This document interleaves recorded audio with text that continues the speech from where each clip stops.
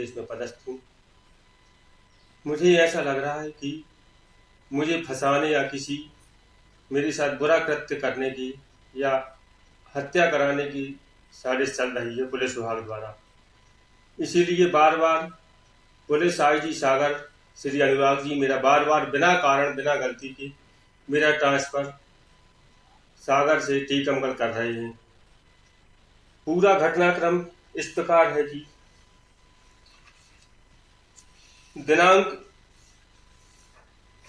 3/9/22 को थाना प्रभारी सागर द्वारा अपने थाने के स्टाफ को गणना में सार्वजनिक रूप से मां बहन की गंदी गंदी गालियां दी गई, धमकियां दी गई, जिस संबंध में उनका ऑडियो वायरल हुआ, सार्वजनिक हुआ, जिसका तथाकथित आरोप मेरे ऊपर ये लगाया गया कि ऑडियो मैंने वायरल किया है।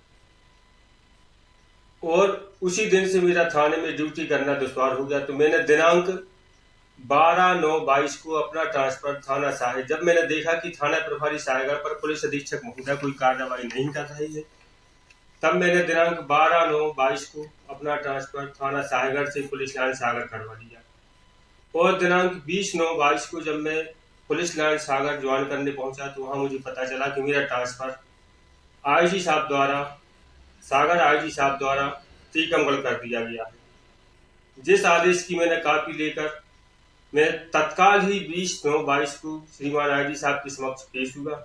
उनसे मैंने मेरा टीकमगढ़ ट्रांसफर किए जाने का कारण पूछा।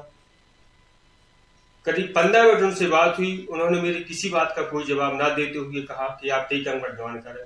मैंने स्पष्ट शब्द में मना किया कि श्रीमान जी, आप विभाग के बहुत बड़े अधिकारी हैं, मैं सबसे छोटा कर्मचारी हूँ, फिर भी मैं आपकी बात रखता हूँ। यदि आपको मेरे को भेजना ही है तो मेरे को छतरपुर या पन्ना कर दीजिए ट्रांसफर में, चुपचाप सहर्ष उस आदेश का पालन करते हुए मैं छतरपुर या पन्ना जाकर ड्यूटी ज्वाइन कर दूंगा। लेकिन उन्होंने मेरा निवेदन, मेरा आग्रह नहीं सुना। तब मैंने एडीजीपी एडमिन, एडीजीपी प्रशासन, पीएचक्यू के लिए अपना पत्र लिखा, उसका भी कोई जवाब नहीं आया। तब मैं दिनांक 25 को मैं माननीय हाईकोर्ट की शरण में गया। माननीय हाईकोर्ट ने मेरा टीकमगढ़ ट्रांसफर नियम विरुद्ध किए जाने पर उस आदेश को निरस्त किया, जिसकी ये कॉपी है। उसके बाद दिनांक 2/10/22 को मैंने पुलिस लाइन सागर में अपनी ड्यूटी ज्वाइन की और बड़े साहसपूर्ण नियम अनुसार अपनी ड्यूटी कर रहा था। लेकिन दिनांक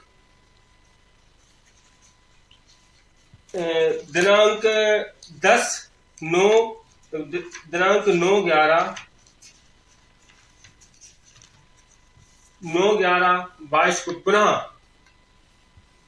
आईजी सागर द्वारा मेरा ट्रांसफर टीकमगढ़ करके मुझे टीकमगढ़ रवानगी दी गई।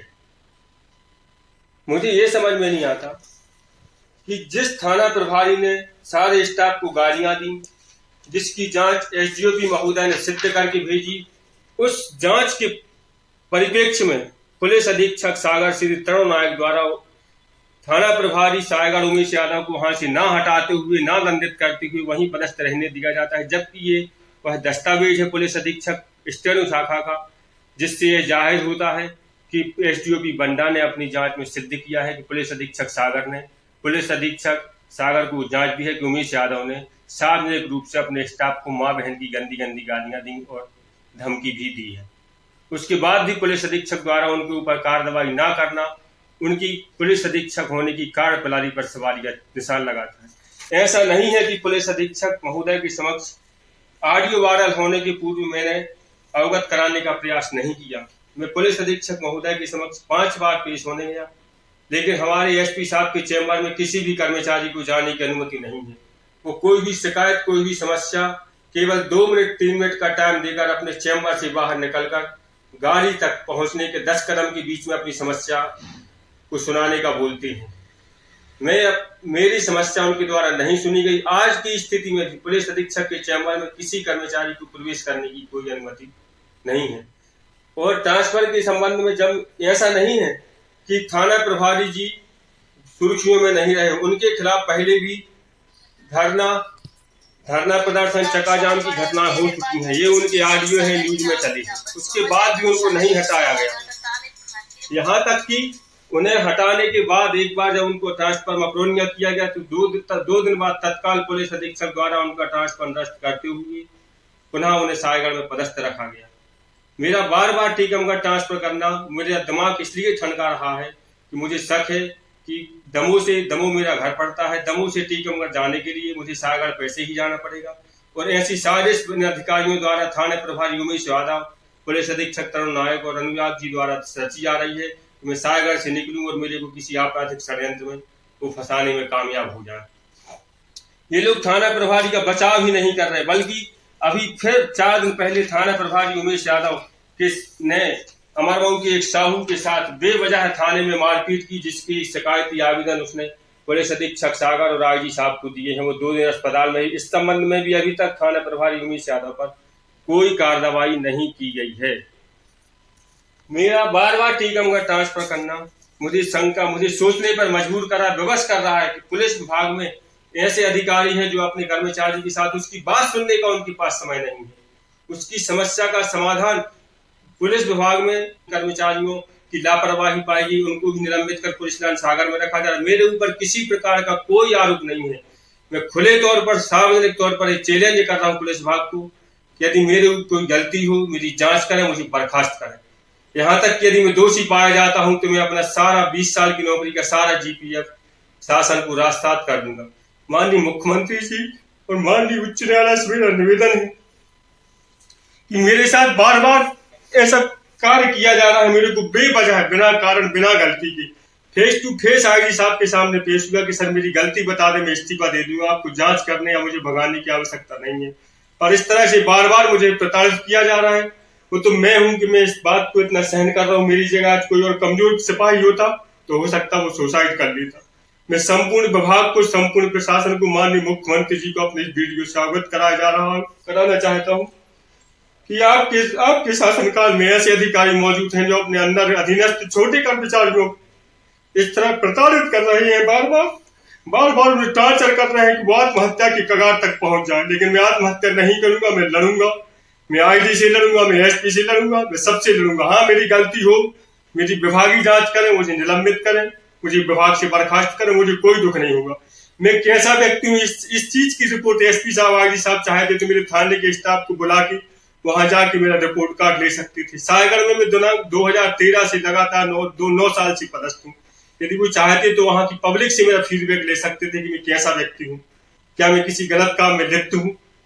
मेरे ऊपर कोई आरोप नहीं है। आज दिनांक तक मेरे ऊपर किसी प्रकार का कोई ऐसा नहीं है। मैंने थाना प्रभारी सायगढ़ की, मैंने आईजी साहब एवं मानवाधिकार आयोग भोपाल में भी शिकायत की है, जिनकी ये पावतियां हैं। सीडी लगा करके वो खुलेआम सार्वजनिक रूप से गालियां दे रहे हैं, उन पर कार्रवाई की जाए।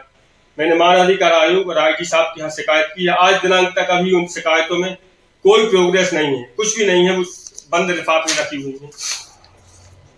माननीय मुख्यमंत्री जी से मेरा इतना ही निवेदन है कि ऐसे अधिकारी कर्मचारियों को या तो सचेत करें या फिर उनके खिलाफ सही कार्यवाही करें, ताकि वो विभाग के लोगों की, आईजी एसपी हमारे अभिभावक होते हैं। यदि हम समस्या में हैं तो हमारी समस्या को सुनोगे, हमें ऐसी अपेक्षा रहती है। लेकिन ऐसा कुछ ना होते हुए मेरी समस्या को, मेरी परेशानी को, यहाँ तक कि बिना किसी कारण के बार बार मुझे महीने में 2 बार मेरा ट्रांसफर टीकमगढ़ किया गया, जबकि ऐसे किसी भी प्रकार के किसी कर्मचारी के कोई ट्रांसफर नहीं किए गए।